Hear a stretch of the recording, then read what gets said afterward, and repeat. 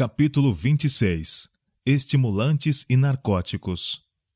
Sob a denominação de estimulantes e narcóticos, se acha classificada grande variedade de artigos que, embora usados como comida ou bebida, irritam o estômago, envenenam o sangue e excitam os nervos. Seu uso é um verdadeiro mal. Muitos procuram a excitação dos estimulantes porque, no momento, são aprazíveis os resultados. Há sempre, porém, uma reação. O uso de estimulantes não naturais tende sempre ao excesso, sendo agente ativo em promover a degeneração e a ruína. Nesta época de pressa, quanto menos estimulante for a comida, melhor. Os condimentos são prejudiciais em sua natureza. A mostarda, a pimenta, as especiarias, os picles e coisas semelhantes irritam o estômago e tornam o sangue febril e impuro. O estado de inflamação do estômago do bêbado é muitas vezes pintado para ilustrar os efeitos das bebidas alcoólicas. Condição semelhante de inflamação é produzida pelo uso de condimentos irritantes. Dentro em pouco, a comida comum não satisfaz o apetite. O organismo sente necessidade de alguma coisa mais estimulante. O chá atua como estimulante e, até certo grau, produz intoxicação. A ação do café e de muitas outras bebidas populares é idêntica. O primeiro efeito é estimulante. São agitados os nervos do estômago, que comunicam irritação ao cérebro, o qual, por sua vez, desperta para transmitir aumento de atividade ao coração e uma fugaz energia a todo o organismo. Esquece-se a fadiga, parece aumentar a força, estimula o intelecto, torna-se mais viva a imaginação. Em virtude desses resultados, muitos julgam que seu chá ou café lhes faz grande benefício, mas é um engano. Chá e café não nutrem o organismo. Seu efeito produz-se antes de haver tempo para ser digerido ou assimilado, e o que parece força não passa de excitação nervosa. Uma vez dissipada a influência do estimulante, abate-se a força não natural, sendo o resultado um grau correspondente de abatimento e fraqueza. O uso continuado desses irritantes nervosos é seguido de dores de cabeça, insônia, palpitação, indigestão, tremores e muitos outros males, pois eles gastam a força vital. Os nervos fatigados necessitam repouso e sossego, em lugar de estimulantes e hiperatividade. A natureza necessita de tempo para recuperar as exaustas energias. Quando suas forças são aguilhoadas pelo uso de estimulantes, conseguir-se-á mais durante algum tempo. Mas, à medida que o organismo se enfraquece mediante o uso contínuo, torna-se gradualmente mais difícil erguer as energias ao desejado nível. A exigência de estimulantes se torna cada vez mais difícil de controlar, até que a vontade é vencida, parecendo não haver poder capaz de negar a satisfação do forte apetite contrário à natureza. São exigidos estimulantes mais fortes, e ainda mais fortes, até que a natureza exausta já não pode corresponder. O fumo é um veneno lento, perigoso, por demais maligno. Seja qual for a forma de utilização, atua na constituição. É o mais perigoso, porque seu efeito é lento e, a princípio, por assim dizer, imperceptível. Excita e depois paralisa os nervos. Debilita e obscurece o cérebro. Muitas vezes ele afeta os nervos de maneira mais forte que a bebida intoxicante. É mais sutil e seus efeitos são difíceis de desarraigar do organismo. Seu uso estimula a sede de bebidas fortes, lançando em muitos casos a base para o hábito das bebidas alcoólicas. O uso do fumo é inconveniente, caro, sujo, contaminador para o que o tem e incômodo para os outros. Encontra-se por toda parte os seus devotos. Dificilmente passais por uma multidão sem que algum fumante vos solte no rosto uma baforada de seu hálito envenenado. É desagradável e pouco higiênico ficar num vagão ou numa sala em que a atmosfera esteja impregnada dos vapores da bebida ou do fumo. Embora os homens persistam em usar esses venenos para si mesmos, que direito têm eles de contaminar o ar que os outros devem respirar? Entre as crianças e os jovens, o uso do fumo está operando indizível dano. As práticas contrárias à saúde das gerações passadas afetam as crianças e a juventude de hoje. A incapacidade mental, a fraqueza física, os descontrolados nervos e os apetites contrários à natureza são transmitidos como legado de pais aos filhos. E as mesmas práticas, continuadas pelos filhos, vão crescendo e perpetuando os maus resultados. A isso se deve, em não pequena escala, a decadência física, mental e moral que está se tornando tão grande causa de alarme. Os meninos começam a fumar em bem tenra idade. O hábito assim formado, quando o corpo e a mente se acham especialmente susceptíveis aos seus efeitos, diminui a resistência física, impede o desenvolvimento do corpo, entorpece a mente e corrompe a moral. Mas que se pode fazer para ensinar às crianças e aos jovens os males de um costume de que os pais, os mestres e pastores lhe dão o exemplo? Meninos que mal saíram da primeira infância são vistos fumando. Se alguém lhes fala alguma coisa a esse respeito, respondem: "Meu pai fuma?" Apontam ao pastor ou ao superintendente da escola dominical e dizem: "Um homem como ele fuma, que mal faz que eu fume também?" Muitos obreiros da causa da temperança são apegados ao uso do fumo. Que autoridade são essas pessoas capazes de ter para impedir o progresso da intemperança? Apelo para aqueles que professam crer na palavra de Deus e obedecer-lhe. Podeis vós, como cristãos, condescender com o hábito que vos está paralisando o intelecto, privando-vos da capacidade de estimar devidamente as realidades eternas? Podeis consentir em roubar diariamente a Deus do serviço que lhe é devido, e roubar os vossos semelhantes, tanto do serviço que lhes poderíeis prestar, como do poder do exemplo? Tendes vós considerado vossas responsabilidades como mordomos de Deus, quanto aos meios colocados em vossas mãos? Quanto do dinheiro do Senhor empregais vós em fumo? Somai o que tendes assim gasto durante toda a vossa vida. Qual é o termo de comparação entre o que consumistes com essa contaminadora concupiscência e aquilo que tendes dado para alívio dos pobres e a disseminação do Evangelho? Nenhuma criatura humana necessita de fumo, mas há multidões perecendo por falta dos meios que, empregados como são, fazem mais mal do que se fossem desperdiçados. Não tendes estados a empregar mal os bens do Senhor? Não tendes sido culpados de roubo para com Deus e vossos semelhantes? Não sabeis que não sois de vós mesmos? Porque fostes comprados por bom preço. Glorificai, pois, a Deus no vosso corpo e no vosso espírito, os quais pertencem a Deus. 1 Coríntios capítulo 6, versos 19 e 20. O vinho é escarnecedor, e a bebida forte, alvoroçadora. E todo aquele que neles errar nunca será sábio. Provérbios capítulo 20, verso 1. Para quem são os ais? Para quem os pesares? Para quem as pelejas? Para quem as queixas? Para quem as feridas sem causa? E para quem os olhos vermelhos? Para os que se demoram perto do vinho, para os que andam buscando bebida misturada. Não olhes para o vinho quando se mostra vermelho, quando resplandece no copo e se escoa suavemente. No seu fim, morderá como a cobra, e como basilisco, picará. Provérbios capítulo 23, versos 29 a 32. Nunca foi traçado pela pena humana mais vivo quadro do aviltamento e escravidão da vítima da bebida intoxicante. Escravizado, degradado, mesmo quando desperto para o sentimento de sua miséria, falta-lhe poder para romper as malhas. Ainda tornará a buscá-la outra vez. Provérbios capítulo 23, verso 35.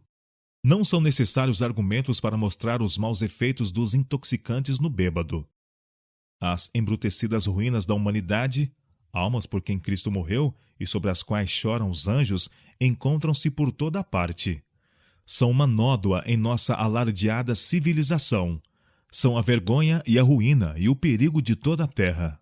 E quem pode pintar a miséria, a agonia, o desespero que se ocultam na casa do bêbado? Pensai na esposa, muitas vezes delicadamente criada, sensível, culta, refinada, ligada a uma criatura a quem a bebida transforma num beberrão ou num demônio. Pensai nas crianças, privadas do conforto do lar, de educação, vivendo em terror daquele que devia ser o seu orgulho e a sua proteção, atiradas ao mundo, levando as marcas da vergonha, muitas vezes com a maldição hereditária da sede da bebida. Pensai nos terríveis acidentes que ocorrem todos os dias por influência do álcool. Algum funcionário, num trem de estrada de ferro, negligencia atender a um sinal ou entende mal a uma ordem. O trem avança, dá-se um choque e muitas vidas se perdem. Ou é um navio que encalha e passageiros e tripulação encontram nas águas seu túmulo. Quando se investiga a questão, verifica-se que alguém num posto de responsabilidade se achava sob o efeito da bebida. Até que ponto pode uma pessoa condescender com o hábito da bebida, confiando-se-lhe com segurança vidas humanas? Só merece essa confiança o que for totalmente abstêmio. As pessoas que herdaram o apetite dos estimulantes contrários à natureza não devem, por modo nenhum, ter vinho, cerveja ou cidra diante dos olhos ou ao seu alcance, pois isso lhes mantém a atenção continuamente adiante. Considerando inofensiva a cidra não fermentada, muitos não têm escrúpulos de a comprar à vontade. Mas só por pouco tempo ela se conserva não fermentada. Começa depois a fermentação. O sabor picante que adquire, então a torna ainda mais apetecível para muitos paladares, e ao seu adepto repugna reconhecer que ela fermentou. Há perigo para a saúde mesmo no uso de cidra não fermentada, segundo é comumente produzida. Se o povo pudesse ver o que o microscópio revela quanto à cidra que compram, poucos estariam dispostos a ingeri-la. Frequentemente os que fabricam cidra para o mercado não são cuidadosos quanto às condições da fruta empregada, sendo extraído o suco de maçãs bichadas e podres. Aqueles que não quereriam pensar em se servir de maçãs apodrecidas e envenenadas, de outro jeito beberão cidras delas feita, considerando-a uma delícia. Mas o microscópio mostra que, mesmo quando fresca, saída da prensa, essa aprazível bebida é inteiramente imprópria para o consumo. A intoxicação é produzida tão positivamente pelo vinho, cerveja e cidra, como pelas bebidas mais fortes. O uso delas suscita o gosto pelas outras, estabelecendo-se assim o hábito da bebida. O beber moderado é a escola em que os homens se educam para a carreira da embriaguez. Todavia, tão perigosa é a obra desses estimulantes mais brandos que a vítima entra no caminho da embriaguez antes de suspeitar o perigo em que se encontra. Alguns que nunca são considerados realmente bêbados estão sempre sob a influência de intoxicantes brandos. São febris, de mente instável, desequilibrados. Imaginando-se seguros, vão mais e mais adiante, até que toda barreira é derribada, todo princípio sacrificado. São minadas as mais vigorosas resoluções. As mais elevadas considerações não são suficientes para manter o degradado apetite sob o controle da razão. Em parte alguma, sanciona a Bíblia o uso de vinho intoxicante. O vinho feito por Cristo da água, nas bodas de Caná, foi o puro suco da uva. Esse é o vinho novo, que se acha mosto em um cacho de uvas, de que a Escritura diz: não desperdices, pois há bênção nele. Isaías capítulo 65, verso 8. Foi Cristo que no Antigo Testamento advertiu a Israel: o vinho é escarnecedor, e a bebida forte alvoroçadora, e todo aquele que neles errar nunca será sábio. Provérbios capítulo 20, verso 1. Ele nunca proveu tal bebida. Satanás tenta o homem a transigir com aquilo que obscurece a razão e embota as percepções espirituais. Mas Cristo nos ensina a pôr a natureza inferior em sujeição. Ele nunca põe diante do homem aquilo que lhe seria uma tentação. Toda a sua vida foi um exemplo de abnegação. Foi para vencer o poder do apetite que nos 40 dias de jejum no deserto, ele sofreu em nosso favor a mais rigorosa prova que a humanidade podia suportar. Foi Cristo que ordenou que João Batista não bebesse vinho nem bebida forte. Foi ele que recomendou tal abstinência por parte da mulher de Manoá. Cristo não contradiz os próprios ensinos. O vinho não fermentado que ele forneceu para os convidados das bodas era uma bebida saudável e refrigerante. Foi esse vinho usado por nosso Salvador e seus discípulos na primeira comunhão. É o vinho que se deve sempre usar na mesa da comunhão como símbolo do sangue do Salvador. O sacramento destina-se a ser refrigerante para a alma e comunicador de vida. Com ele não deve estar ligada coisa alguma que sirva ao mal. À luz de tudo quanto a Escritura, a natureza e a razão ensinam em relação ao uso de intoxicantes, Como cristãos podem empenhar em cultivar lúpulo para a fabricação de cerveja, ou a fabricação de vinho ou cidra para a venda? Se amam os seus semelhantes como a si mesmos, como poderão auxiliar a pôr-lhes no caminho aquilo que lhes servirá de laço? Muitas vezes, a intemperança começa no lar. Pelo uso de alimentos condimentados, não saudáveis, enfraquecem-se os órgãos digestivos, criando-se um desejo de comida ainda mais estimulante. Assim se educa o apetite a desejar continuamente alguma coisa mais forte. A exigência dessas substâncias torna-se mais frequente e mais irresistível. O organismo enche-se mais ou menos de venenos, e quanto mais debilitado se torna, tanto maior o desejo dessas coisas. Um passo dado na direção errada prepara o caminho para outro. Muitas pessoas que não seriam culpadas de pôr à mesa vinho ou bebida alcoólica de qualquer espécie enchê-la-ão de comidas que criam tal sede de bebida forte que quase impossível é resistir à tentação. Os hábitos errôneos no comer e no beber destroem a saúde e preparam o caminho para a embriaguez. Haveria em breve pouca necessidade de cruzadas antialcoólicas se nos jovens que formam e modelam a sociedade se pudessem implantar retos princípios de temperança. Iniciem os pais uma cruzada contra a intemperança em seu próprio lar, nos princípios que ensinam os filhos a seguir desde a infância, e poderão esperar êxito. Há trabalho para as mães no ajudarem os filhos a formar hábitos corretos e gostos puros. Educai o apetite. Ensinai as crianças a abominarem os estimulantes. Criai vossos filhos de modo a formarem fibra moral para resistir ao mal que os circunda. Ensinai-lhes que não devem ser desviados pelos outros, nem ceder a fortes influências, mas sim influenciar os outros para o bem. Grandes esforços se fazem por derribar a intemperança.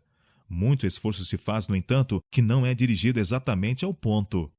Os advogados da reforma da temperança devem estar alerta quanto aos maus resultados do uso de comidas não saudáveis, dos condimentos, do chá e do café.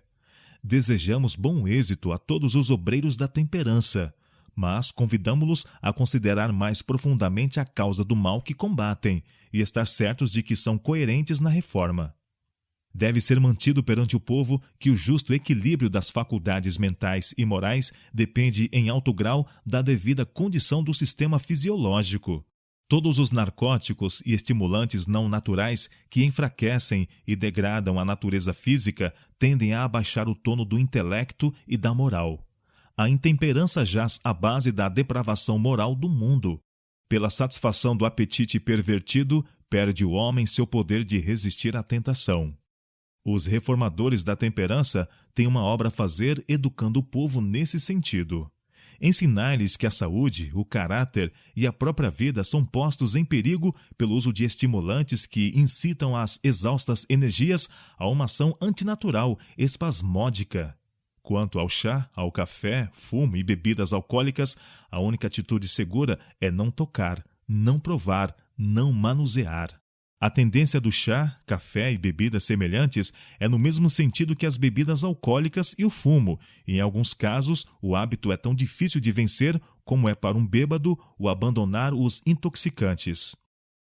Os que tentam deixar esses estimulantes sentirão por algum tempo sua falta e sofrerão sem eles. Com persistência, porém, vencerão um forte desejo, e a falta deixará de se fazer sentir. A natureza talvez exija algum tempo até se recuperar do maltrato sofrido. Dá-lhe, no entanto, uma oportunidade e ela se reanimará, realizando nobremente e bem a sua tarefa.